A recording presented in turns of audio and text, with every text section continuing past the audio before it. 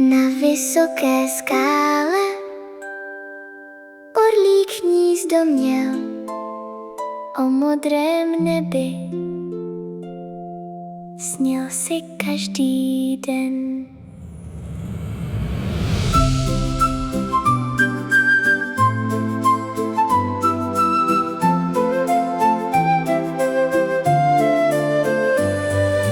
Koukal na obláčky, na hvězdy a dál, ale když fouk větřík, trochu se vždy bál.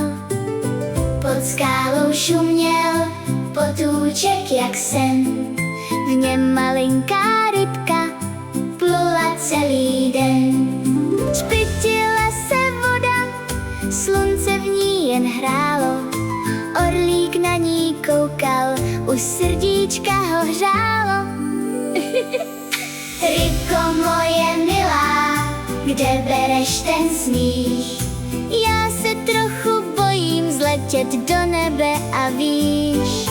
Rybka se jen zatočí, ocáskem si plác. Každý máme místo, kde září náš jas. Já mám ráda vodičku, proudy a svůj svět. A ty máš zase křídla, tak neboj se a leď. Orlík sklopil hlavičku, vítr tiše vál. Co když spadnu dolů, co když budu sám? Rybka se jen usměje, vlnka cinkne v kraj.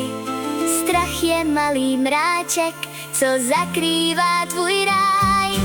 Ty máš sílu v srdci, tu už dávno znáš. Jen si musíš věřit, pak přijde letu čas. Orlík roztáhl křídla, vítr kolem bál. Jednou mával maličko a pak letěl výš a dál.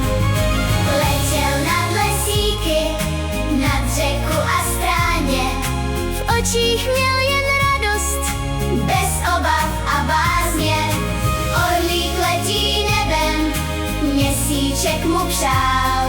Už se vůbec nebál a krásně si hrál.